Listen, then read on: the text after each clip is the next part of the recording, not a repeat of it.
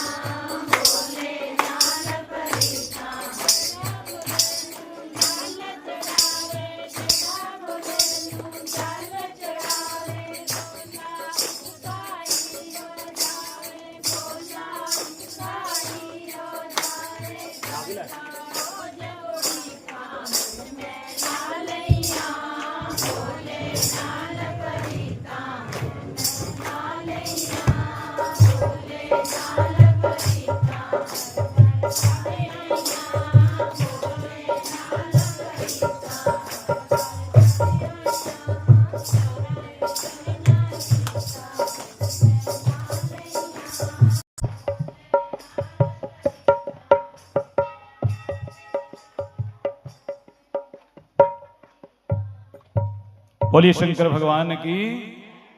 ये भी परीक्षा होती है, हाँ? जब रस आ रहा होता है ना थोड़ा, तो बिजली वाले भी डर गए क्योंकि वीर रस में कथा हो रही है, हाँ? ये सिलेबस दे दिया, लागू कर दिया, हाँ? बताना नहीं। कहां पहुंचे थे हम, हैं? वहां पहुंच गए थे ना, हाँ? पर ये कथाएं हम लोग सुन रहे हैं ना, ये जितने वीरों के नाम लिए, भक्तों के नाम लिए, इनके चरित्र पढ़ो घर में बैठ करके, अवश्यमेव पढ़ो, सुनो, समझ रहे? इसलिए हम सबको पथ भ्रष्ट किया गया। किस चीज से आजादी चाहिए? मनुवाद से, ब्राह्मणवाद से। और रात को मैं एक वीडियो देख रहा था कल दिल्ली का, और बड़ी विडंबना है। एक रिपोर्टर जो इंटरव्यू लेने गई है जेएनयू के सामने, और बोल दिया बोले ब्राह्मण है, इसको मारो, ये ब्राह्मण है। ऋषियों से, संतों से, ब्राह्मणों से सबसे ज्यादा बैर किसका होता था? सबसे पहले जब किसी राक्षस को संपदा मिलती थी तो सबसे पहले वो क्या करता था? बोले यज्ञ बंद करो, ऋषियों के यज्ञ नहीं होने चाहिए। ब्राह्मण पूजा करते हैं देवताओं की, तो क्या होता है? देवता पुष्ट हो जाते हैं, शक्ति बढ़ जाती है। और हमें दैवीय शक्ति को नहीं बढ़ाना, हमें किसे बढ़ाना है? हमें आसुरी शक्ति को बढ़ाना है। ऐसे विचार के लोगों को क्यों कह रहा हूं मैं? अपने बेटा बेटी को, आप तो बड़े सनातनी पूजा कर रहे हो, पाठ कर रहे हो, सब कुछ कथा सुन रहे हो, पर आपका बच्चा किसी यूनिवर्सिटी में, कॉलेज में जाकर के किसके साथ मिल करके कहीं ब्राह्मण कुल में जन्म लेके भी तो नहीं कह रहा कि ब्राह्मणवाद से आजादी चाहिए। चाहे किसी कुल में भी जन्म ले रहा है, कहीं जाके वहां कहते नहीं रहा कि ब्राह्मणवाद से, मनुवाद से। आप तो मनु महाराज जी की जय बोल रहे हो कथा में कि मनु जी आदि पुरुष हुए, शतरूपा आदि मां, इन्हीं से सारा संसार चला। पर कहीं आपका बेटा बेटी कॉलेज यूनिवर्सिटी में जाकर के ये कह तो नहीं रहा जाके वहां उस गैंग में मिल करके कि हमें आजादी चाहिए मनुवाद से? माने आप उस श्रेष्ठ परंपरा से आजादी चाहते हैं जिस परंपरा को बचाने के लिए हमारे पूर्वजों ने बलिदान दिए हैं। क्या इसलिए शिवा पृथ्वीराज चौहान जी ने अपनी आंखें फुड़वाई थी? क्या इसलिए राणा सांगा ने हंसी घाव अपने तन पर सहन किए थे? क्या महाराज शिवाजी ने इसलिए अपने पूरे परिवार को समर्पित कर दिया था? क्या महाराणा प्रताप ने इस मनुवाद की आजादी के लिए घास की रोटियां खाई थी? आप विचार करिए, आप समझ सकते हैं। एक महाराजा राजस्थान में जिसका नया नया विवाह हुआ, अभी विवाह हुआ ही था, और विवाह हुआ, बारात लेके वापिस आ रहे थे सैनिकों के संग। जैसे रास्ते में रुकते हैं ना, वहां रुके, और रुके तो संदेशा मिला कि मुगलों ने एक मंदिर को घेर लिया है और उस मंदिर को वो तोड़ने वाले हैं। अभी विवाह करके बारात वापिस आ रही थी, पत्नी पालकी में बैठी थी। पत्नी से कहा, देवी हम जा रहे हैं मंदिर की रक्षा के लिए। नहीं जाते तो कौन कहता? पर उनके लिए वो मंदिर, वो रक्षा, वो संस्कृति सर्वोपरि थी। अपना परिवार का सुख नहीं था। नई वधू, विवाह हुआ है, कोई और होता तो कहता भी हमारा विवाह हुआ है, अभी तो हमें घर जाना है, अभी नहीं बाद में आएंगे। तुरंत कह दिया देवी आप पालकी में इंतजार करिए, अगर हम जीवित आए तो अवश्य लेकर के जाएंगे, नहीं तो तुम अपने ससुराल चली जाना। वहां गए, युद्ध हुआ, सेना भारी थी। जानते हैं, सर धड़ से अलग हो गया, सर धड़ से अलग हो गया उस राजा का। तब भी वो धड़ जो था लगभग आधा घंटा, एक घड़ी तक लड़ता रहा, तलवार से सबको काटता रहा, वो धड़ ही। ऐसे वीरों की हम संतान हैं, पर क्या ऐसे लोगों ने जब बलिदान दिया होगा, आज वो देखते होंगे कि ऐसे लोग कह रहे हैं कि हमें मनुवाद से आजादी चाहिए, हमें सनातनी परंपरा से आजादी चाहिए, तो क्या उनकी मन को पीड़ा, उनको लगता होगा हमने किसके लिए सर कटवाए? गुरु गोविंद सिंह जी के 4 बच्चे, 4 बच्चे गुरु गोविंद सिंह जी के, और चारों बच्चे धर्म पे वार दिए। अब विचार करिए, आज हमें क्रिसमस तो याद रहता है, वैलेंटाइन डे तो याद रहता है, पर क्या उन बच्चों का बलिदान या भूल गए हम लोग? कितना बड़ा बलिदान दिया होगा, जो 7 और 9 वर्ष के बच्चे जब दीवार में चिनवाए होंगे, कल्पना करिए आप, कितनी पीड़ा हुई होगी। और केवल गुरु गोविंद सिंह जी के बच्चों ने ही नहीं दिया बलिदान, उस समय वहां पर एक मोती राम जी, जिसका पूरा परिवार कोल्लू में पेल दिया गया। अभी कथा में सुना रहा था मैं एक जगह, उसमें हमारी कथा उन्हीं दिनों में थी। उसने उनको दूध पिला दिया था, भोजन करवा दिया था। किसी ने पूछा, बोले दुनिया में सबसे महंगा दूध कहां बिकता है? सबसे महंगा दूध यदि किसी ने पिलाया है तो मोती राम ने पिलाया है। एक गिलास दूध के बदले सबसे पहले जानते किसको कोल्लू में पेला गया? उनकी मां को, जो 80-85 वर्ष की थी। विचार करिए। और हम कह रहे हैं हमें चाहिए आजादी मनुवाद से, ब्राह्मणवाद से। उसके बाद जानते किसको पेला गया? उसके बेटे को पेला गया। और जब आधी टांगे चली गई ना कोल्लू में, तो रोक दिया कोल्लू। वो बच्चा चिल्ला रहा है, बोले अभी भी इस्लाम स्वीकार कर ले अगर कर सकता है तो, नहीं तो बोले मुझे मरना स्वीकार है, पर मैं टोपी नहीं पहनने वाला। विचार करिए, ऐसे पत्नी को उस कोल्लू में क्या दशा होगी। और हम लोग आज ऐसे लोगों का अपमान कर रहे हैं, कर नहीं रहे? इसलिए अपने बच्चों को सनातनी संस्कृति से जोड़िए, नहीं तो ये कब हिरण्यकश्यप की संतान बन जाएंगे कोई पता नहीं है। आप रह जाओ उनको कमा कमा के देते हुए, वो लगाएंगे नारे जाकर के, समझ गए? तो प्रेम से बोलिए। हिरण्यकश्यप ने भी सिलेबस दे दिया, बोले नारायण का नाम कोई नहीं लेगा, मनुवाद से आजादी चाहिए ना, तो कह दिया बोले नारायण का नाम नहीं लेगा कोई भी, सब कोई नाम नहीं लेता। यज्ञ बंद करवा दिए, पूजा पाठ बंद करवा दिए, लेकिन उसे क्या पता था कि हमारा पुत्र ही नारायण का भक्त निकल जाएगा। गुरुकुल में भेजा। अब माता पिता जब बच्चों को भेजते हैं ना पहली बार, तो फिर पूछते हैं ना घर में आके क्या पढ़ा तूने। वो तो गुरुकुल आवासीय था, बोर्डिंग स्कूल था ना, वहां तो वहीं रहना था। पर महाराज स्वयं पहुंच गए वहां। बोले प्रहलाद को गोदी में उठाए, बच्चे बेटा बता क्या सीखा? बोले पिताजी जानते हो क्या सीखा? बोले हाँ। बोले श्रवणम कीर्तनम विष्णु स्मरणम पाद सेवनम। जैसे ही गोदी में लिया, नवदा भक्ति का उपदेश कर दिया। बोले पिताजी भगवान का नाम सुनो, कीर्तन करो, याद करो, नवदा भक्ति कह दी। हिरण्यकश्यप की आंखें लाल हो गई। मेरा बालक और शत्रु का नाम ले, शत्रु का नाम ले रहा है। गुरुजी को बुलाया शंडामर को, इधर आओ। बोले कौन सा सिलेबस पढ़ा रहे हो? बोले महाराज जो आपने सिलेबस बतलाया है हम एनसीईआरटी का ही पढ़ा रहे हैं, और कोई नहीं पढ़ा रहे। हाँ, और नहीं पढ़ा रहे कोई नहीं।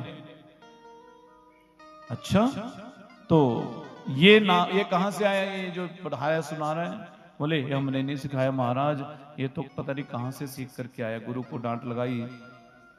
क्योंकि जब गुरु राजसत्ता के अधीन हो जाते हैं, अध्यापक जब राजसत्ता के अधीन हो जाते हैं, वो कदापि जो शिक्षा अवश्य देंगे, लेकिन शिक्षा कल्याण करने वाली नहीं होगी, धन कमाने वाली हो सकती है, कल्याण नहीं करेगी। जब तक शिक्षकों के ऊपर सत्ता का अधिकार रहेगा, गुरु के ऊपर कभी अधिकार नहीं होता। आप विचार करिए, रामावतार में भगवान श्री राम कहां जाते हैं पढ़ने? गुरु गृह गए पढ़न रघुराई, अल्पकाल सब विद्या आई।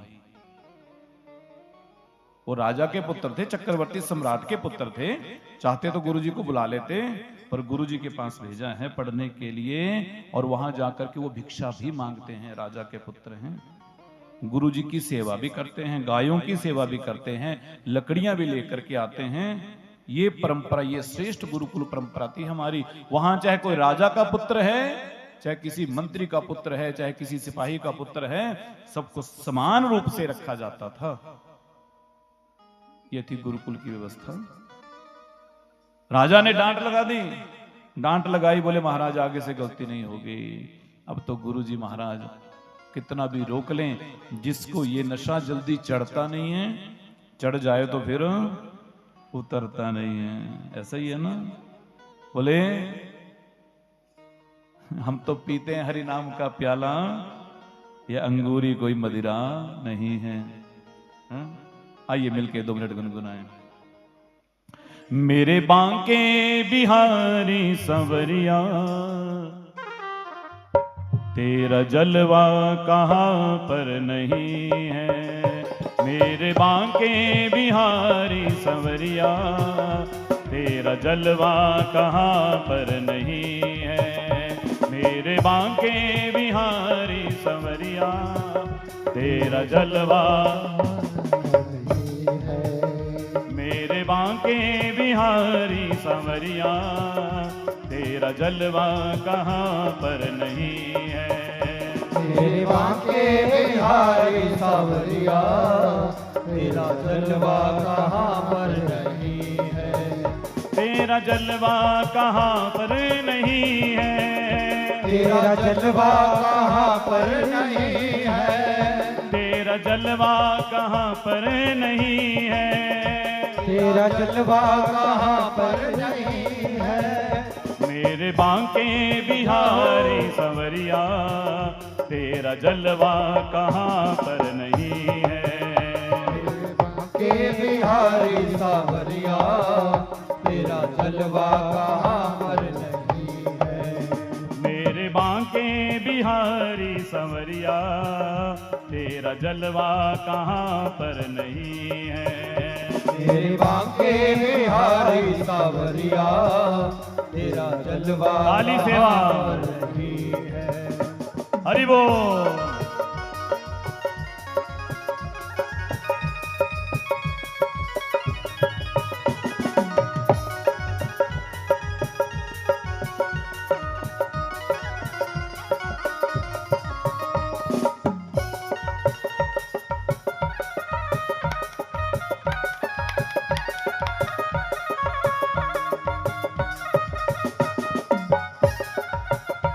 श्री राधे।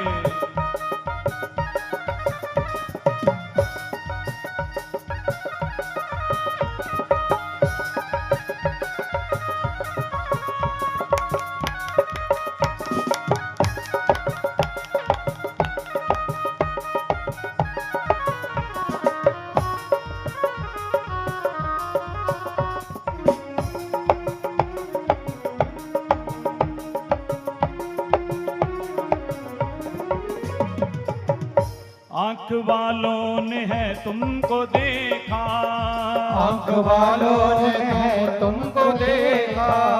कान वाले ने तुमको सुना है। कान वालों ने तुमको सुना है। आंख वालों ने है तुमको तुमको देखा, आंख वालों ने है तुमको देखा, कान वालों ने तुमको सुना है, कान वालों ने तुमको सुना है, तेरा दर्शन उसी को हुआ है, तेरा दर्शन उसी को हुआ है, तेरा दर्शन उसी को हुआ है, तेरा दर्शन उसी को हुआ है, जिसकी आंखों पे पर्दा नहीं है, जिसकी आंखों में पर्दा नहीं है, मेरे बांके बिहारी संवरिया, तेरा जलवा कहाँ पर नहीं है, मेरे बांके बिहारी सावरिया, तेरा जलवा कहाँ पर नहीं है। और देखिए, लोग पीते हैं और पी पी के क्या करते हैं, गिरते हैं ना। कोई नाली में गिरता है, कोई सड़क में गिरता है, कोई घर में गिरता है, कोई मय खाने में गिरता है। जो नशा वो करते हैं वो गिरा देता है, और हम जो नशा करते हैं वो तो मेरे गोविंद से मिला देता है। हाँ? क्योंकि ये नशा पैसे से नहीं लिया जाता है, इसके लिए तो भाव चाहिए। कह रहे हैं लोग पीते हैं पी पी के गिरते, लोग पीते हैं पी पी के गिरते हैं, लोग पीते हैं पी पी के गिरते, लोग पीते हैं पी पी के गिरते, हम तो पीते हैं गिरते नहीं हैं, हम पीते हैं गिरते नहीं है, हम तो पीते हैं गिरते नहीं हैं, हम पीते हैं गिरते नहीं है, हम तो पीते हैं हरि नाम का प्याला, हम पीते हैं हरि नाम का प्याला, ये अंगूरी कोई मदिरा नहीं है, ये अंगूरी कोई मदिरा नहीं है, मेरे बांके बिहारी संवरिया, मेरे बांके बिहारी सावरिया, तेरा जलवा कहाँ पर नहीं है, तेरा जलवा कहाँ पर नहीं। काली सेवा। बोलिए शंकर भगवान की।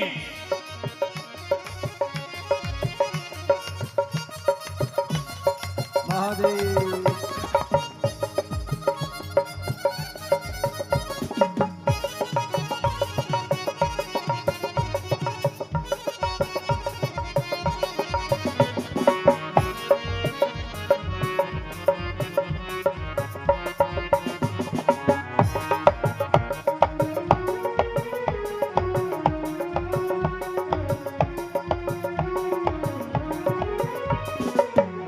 ये नशा जल्दी चढ़ता नहीं है, ये नशा जल्दी चढ़ता नहीं है, ये नशा जल्दी चढ़ता नहीं है, ये नशा जल्दी चढ़ता नहीं है। देखिए ये नशा ऐसा है ना, ये जल्दी नहीं चढ़ता है, पर यदि चढ़ जाए फिर दुनिया जोर लगा ले, उतरता नहीं है। क्यों नहीं उतरता? क्योंकि जिसे चढ़ गया ना, जिसे चढ़ गई हरि नाम की मस्ती, फिर वो मस्ती कभी उतरती नहीं है। क्योंकि जिसे चढ़ गया रंग हरि का, जो हरि के नाम में दीवाना हो गया, पागल हो गया, उसे नशा चढ़ गया, फिर वो तो सब कुछ भूल जाता है, उसे दुनिया का कोई डर नहीं रहता है। कह रहे हैं ये नशा जल्दी चढ़ता नहीं है, ये नशा जल्दी चढ़ता नहीं है, चढ़ जाए उतरता नहीं है, चढ़ जाए उतरता नहीं है, चढ़ जाए उतरता नहीं है, चढ़ जाए उतरता नहीं है। लोग जीते हैं दुनिया के डर से, लोग पीते हैं दुनिया के डर से, लोग जीते हैं दुनिया के डर से, लोग पीते हैं दुनिया के डर से। हमें दुनिया का कोई डर नहीं है, हमें दुनिया का कोई डर नहीं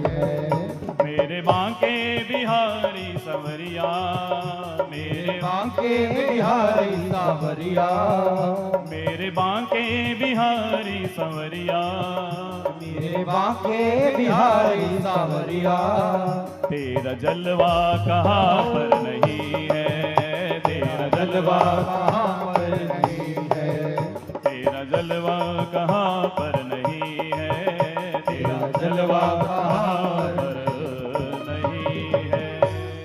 बोलिए शंकर भगवान की, बोलिए वृंदावन बांके बिहारी लाल की जय हो। प्रेम से बोलिए। तो अब प्रहलाद को जो नशा चढ़ गया ना, वो उतरने वाला तो है नहीं, और उतरने वाला नहीं है तो क्या हुआ। अब तो एक दिन गुरुजी गए गुरुकुल से बाहर, प्रहलाद ने सारी मंडली को इकट्ठा कर लिया, अपने मित्रों को, बोले आ जाओ इधर। बोले हाँ। बोले क्या करना। बोले आज नया खेल खेलेंगे। क्या। बोले लुक्का छुपी का खेलेंगे। बोले इसमें क्या होगा। बोले मैं ढूंढूंगा तुम छुप जाओ, मैं छुपूंगा तुम ढूंढो। बोले इसमें है क्या। बोले परमात्मा भी जीवात्मा को अपने से अलग करके संसार में भेजते हैं। बोले मैं भी यहीं छुपा हूं, मुझे ढूंढो। वो भी हमसे ऐसे ही खेल खेलते हैं। खेल खेल रहे थे, खेलते खेलते बोले चलो ढूंढने का तरीका बतलाएं। बोले बतलाओ। बोले भगवान को ढूंढना है तो गाना पड़ेगा। क्या गाना पड़ेगा।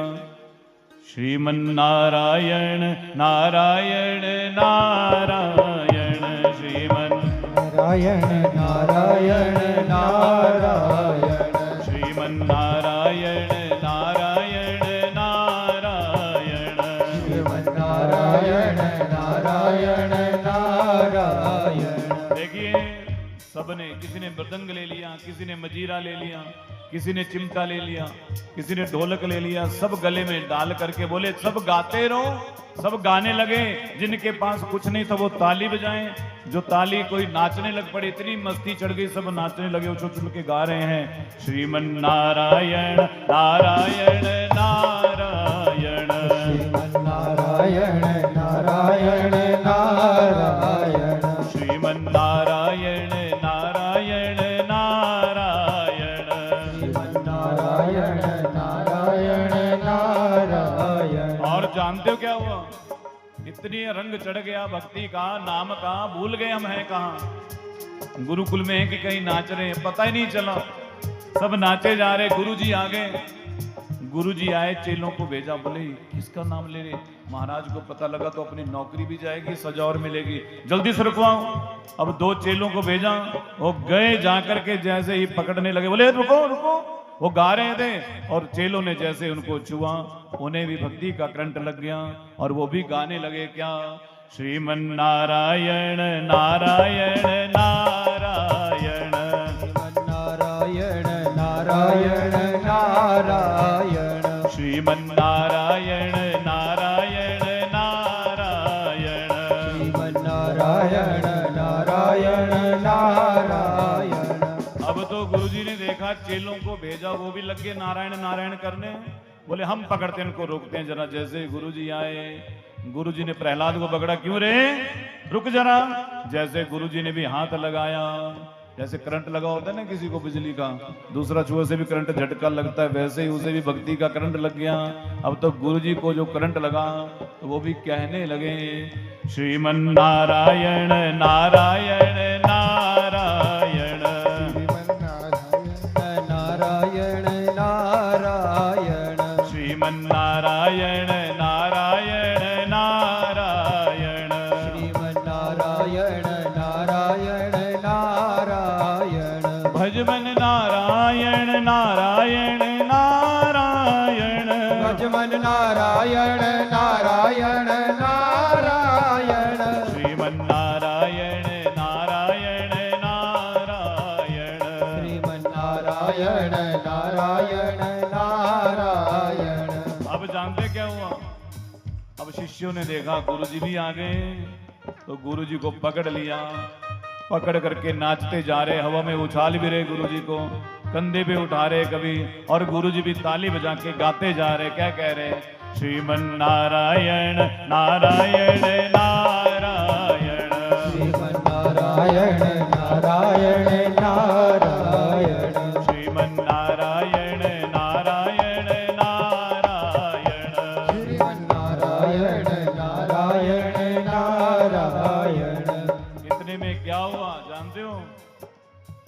हिरण्यकशिपु जा रहा था गुरुकुल से, बाहर से सड़क में अपने रथ पे बैठ के ना, तो गुरुकुल से आवाज सुनाई दी, क्या?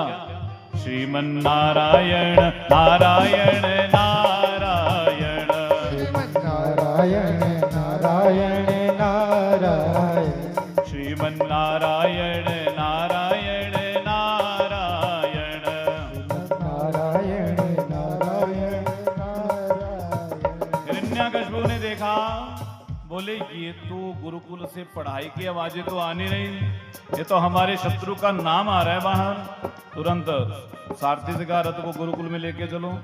पहुंचे तो क्या देखा, सब मस्ती में झूम करके गाए जा रहे हैं, नाच रहे हैं, कोई कमर पे हाथ रख के, कोई सिर पे हाथ रख के, कोई हाथ ऊपर करके उछल रहे, सब गा रहे आनंद में। कभी गए आप इस्कॉन टेम्पल गए, इस्कॉन मंदिर गए, देखा कभी उनको नाचते हुए? मुझे तो लग रहा है वैसे प्रहलाद जी भी वैसे नाच रहे थे और वैसे ही वो मृदंग बजा रहे थे, और देखना उनकी मस्ती। हम लोग तो शर्म करते हैं, उनका आनंद, उनका वो भगवान का भजन, हाँ? तो अब वो भी नाचने लगे, देख रहे हैं सारे वैसे ही नाच रहे, सबके सब मृदंग बजाए जा रहे। हिरण्यकशिपु ने देखा, बोले ये तो गुरु चेले सब नाच रहे, गाए जा रहे, किसी ने ध्यान ही नहीं दिया कि महाराज आए हैं, गा रहे हैं क्या? श्रीमन नारायण नारायण नारायण, श्रीमन नारायण नारायण नारायण, श्रीमन नारायण नारायण नारायण, श्रीमन नारायण नारायण नारायण। अब तो क्या हुआ, हिरण्यकशिपु जान गए कि मैंने इनको छुआ ना तो मुझे भी करंट लगने वाला है।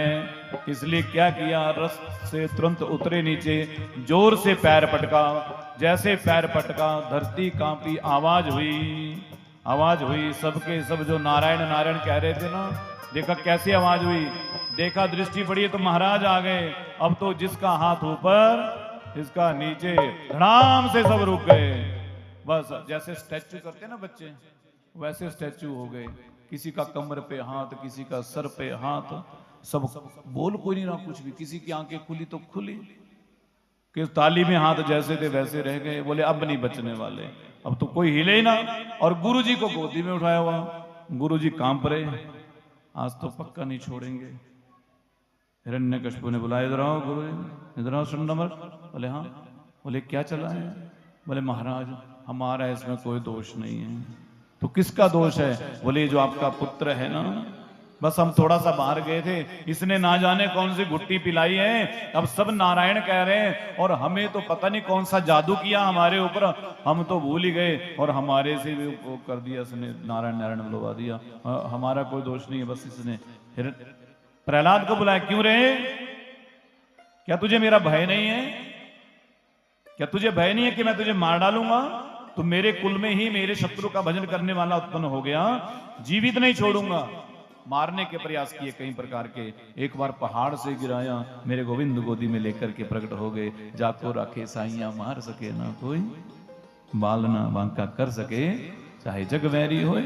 समुद्र में गिराया, स्वयं नारायण प्रकट हो गए, डूबे नहीं। हाँ? विषैले सर्पों में, विषैले सर्प छोड़ दिए कारागार में कि डसेंगे और मर जाएंगे, और वो सर्प प्रहलाद के शरीर से ऐसे लिपट गए जैसे मानो चंदन के वृक्ष से सर्प लिपटते हैं, काटा नहीं। फिर बोले इसे भोजन नहीं देंगे, भूख लगेगी तो अपने आप नारायण भूलेगा, देखते हैं कौन खिलाता है इसे। तो क्या हुआ जानते हो? जब प्रहलाद को भोजन नहीं दिया, स्वयं जगदम्बा मैया, अन्नपूर्णा मैया भोजन का थाल लेकर के प्रहलाद को अपनी गोदी में लेकर के भोजन करवाती हैं। हाँ? देखा हिरण्यकशिपु ने, बोले इसके ऊपर तो कोई असर नहीं पड़ रहा। इनकी बहन आ गई होलिका। होलिका ने कहा भैया मुझे वरदान है, अग्नि मुझे जला नहीं सकती, मैं इसको गोदी में लेकर के बैठूंगी, ये जल जाएगा मैं बच जाऊंगी। बोले ठीक है। तो अब बुआ ने भतीजे को गोदी में ले लिया। कैसी बुआ है? हैं? अपनी मर्यादा में नहीं रहोगे तो जलना किसे पड़ेगा, चाहे कितने बड़ी शक्ति होगी, पर यदि मर्यादा का उल्लंघन होगा तो जलना ही पड़ेगा। आज होलिका गोदी में लेकर के बैठी, हुआ उल्टा हो गया, होलिका जल गई।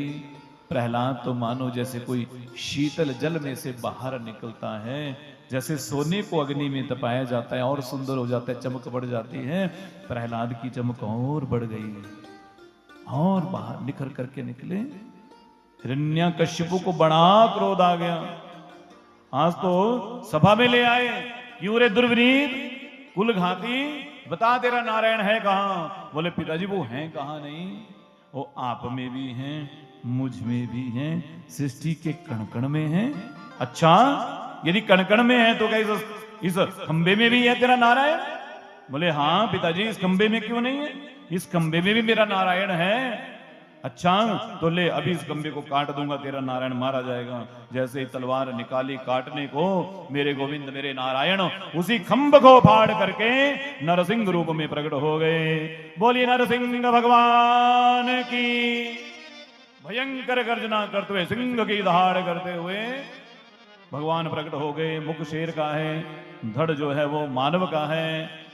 हिरण्यकशिपु ने जैसे ही देखा, बोले ये तेरा भगवान है? ऐसे होते भगवान, ये तो अजीब नक्शा बना है। इतने में भगवान को बोले अभी मारेंगे इसको, तलवार लेकर के मारने को दौड़ा। भगवान एक जोर का मारा, तलवार दूर पड़ी जाकर के नीचे गिरा। बोले छोड़ूंगा नहीं। भगवान ने कहा हम नहीं छोड़ेंगे भैया तुझे, आ जा इधर। एक जोर का चांटा मारा, पकड़ लिया, पकड़ करके ले चले। बोले छोड़ो हमें, छोड़ो हमें। भगवान कहते हैं देख भाई, हम किसी को पकड़ते नहीं, यदि किसी को पकड़ लें तो छोड़ते नहीं। अब पकड़ लिया तो छोड़ेंगे? अब तो पकड़ करके दरवाजे के बीच में ले आए। अब लगा हिरण्यकशिपु अपने वरदान गिनाने। बोले आप हमें नहीं मार सकते। बोले क्यों? बोले हमने वरदान मांगा है, ना अंदर मरे ना बाहर मरे। बोले देख ले, ना तू अंदर है ना बाहर है, बीच में है। बोले फिर भी हमने वरदान मांगा है, ना ऊपर मरे ना नीचे मरे। बोले हिरण्यकशिपु तो हमारी गोदी में है, ना ऊपर है ना नीचे है, बीच में है। बोले फिर भी नहीं मार सकते। बोले क्यों? बोले हमने वरदान मांगा है कि ब्रह्मा जी की बनाई हुई सृष्टि में ना किसी मनुष्य से मरूं ना पशु से मरूं। बोले पहली बात तो ना हम मनुष्य हैं ना पशु हैं, दूसरी बात ब्रह्मा जी की सृष्टि में हम आते ही नहीं, हम उनकी सृष्टि से परे हैं। अच्छा फिर भी आप हमें नहीं मार सकते। बोले क्यों? क्योंकि हमने वरदान मांगा है, ना अस्त्र से मरे ना शस्त्र से मरे। बोले बड़े बड़े नाखून तेरे लिए इसीलिए तो लाए हैं, इन्हीं से मारेंगे। बोले फिर भी नहीं मार सकते। बोले क्यों? बोले ना दिन में मरू ना रात में। बोले देख ले ये ना दिन है ना रात, संध्या का समय है, संध्या की वेला है। बोले फिर भी नहीं मार सकते। क्यों? क्योंकि हमने वरदान मांगा है कि 12 महीनों में से किसी महीने में ना मरे। बोले तेरे लिए हमने 13वां महीना बना दिया। कौन सा?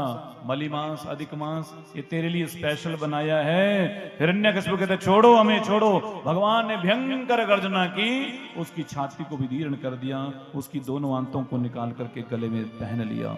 भयंकर गर्जना करने लगे भगवान। जब भयंकर गर्जना करने लगे, सब देवताओं ने सुमन वृष्टि की। सब कह रहे हैं जय जयकार कर रहे हैं, कह रहे हैं नरसिंह भगवान की।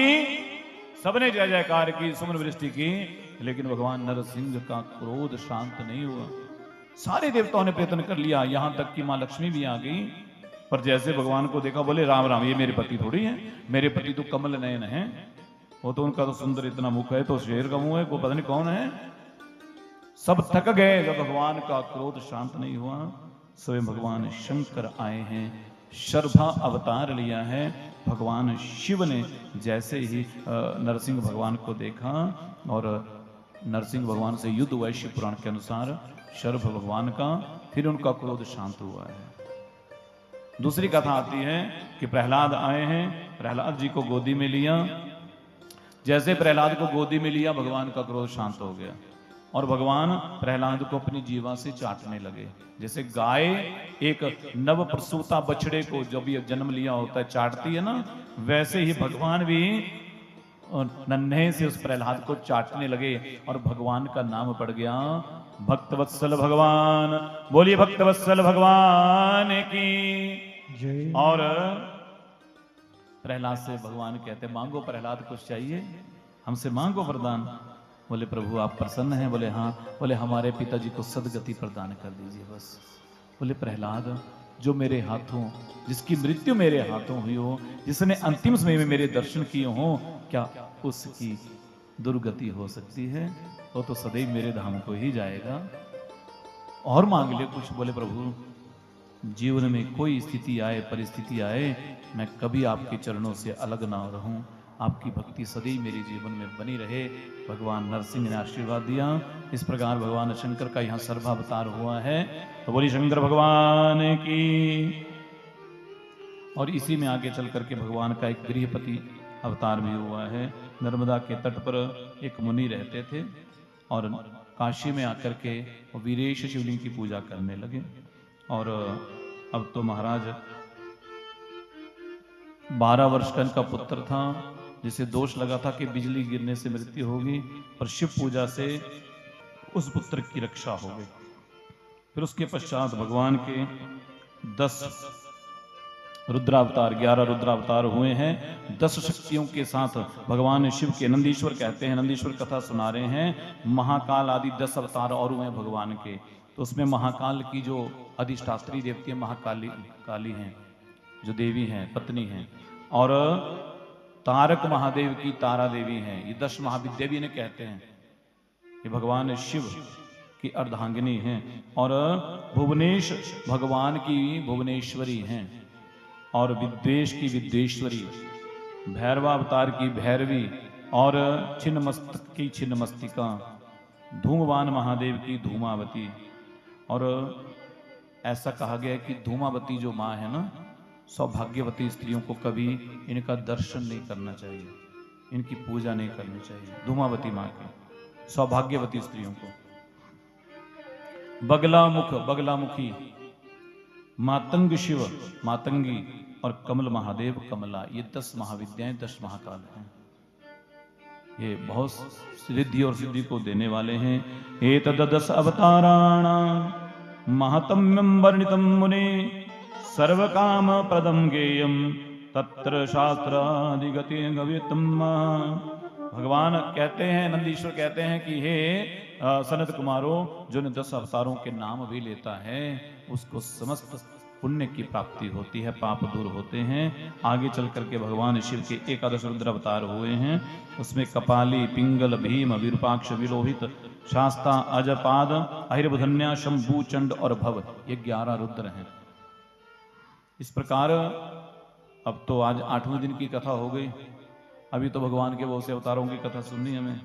अभी दुर्वासा अवतार की कथा आएगी, हनुमान जी के अवतार की कथा आएगी, वो भी भगवान शिव के अवतार हैं। ये कथाएं कल श्रवण करेंगे। कल शिवरात्रि के व्रत की कथा भी श्रवण करेंगे। आज आपको एक तो ये बता दें कि 4 पहर कब कब है, ठीक है? समय आपने नोट कर सकते हैं, याद रखना नहीं तो।